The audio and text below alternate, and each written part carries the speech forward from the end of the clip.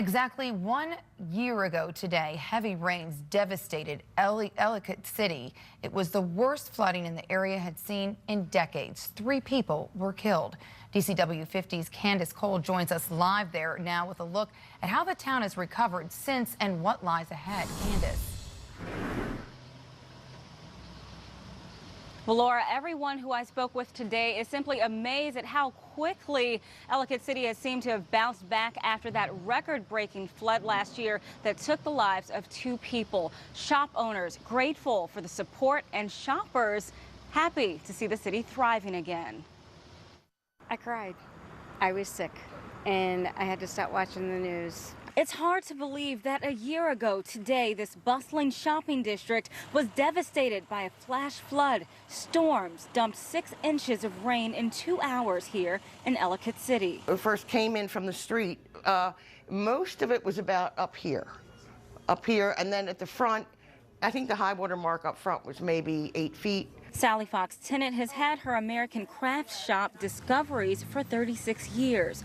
She says when the flood hit, she expected the worst. The water filled up the entire basement before making its way to the main level. Grateful for the help she received, she says without volunteers coming to her aid, things would have turned out much differently. I know that I wouldn't be open without the help of the people that showed up in my life, most of whom started as strangers and will be lifelong friends. One of those volunteers, Richard Smart, came down with his church to help and says he was meant to be there. When we came down here, the first place that I ended up at was here. And just in connecting with Sally and getting involved in the work, I mean, we just kept coming back and coming back because this was the place where we were supposed to be. Meanwhile, just a few doors down sits Joan Eve's antique shop. I opened and it's got all these sports things all around it, golf, horse racing, and then I opened it up and I went, oh my God, it was a cigarette holder. She's had her business for over 20 years. She moved into the space a little further down in 2013, which was destroyed by last year's flood. She says a broken AC unit saved her and her friend that day. I believe that day, that air conditioning stopped working at 4 o'clock because my brother was my guardian angel and had it stop working because Gary and I are both of the same mindset. We would have thought it's just another rain.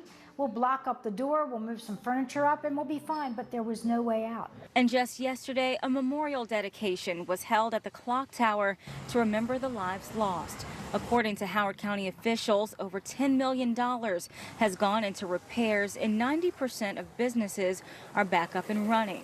While great progress has been made, there's still work to be done. These customers and their loyalty, they know they're down here and they're trying to support us because that's what it's going to take for the town not just to recover, but to succeed and to thrive. And I just want to make mention that the National Weather Service did designate this a 1,000-year flood, meaning that there's only a 0.1% chance of something like this ever happening. In fact, the last time Ellicott City saw a storm this bad was back in 1972 when Hurricane Agnes hit. Reporting live from Ellicott City, Candace Cole, DCW 50, News at 10.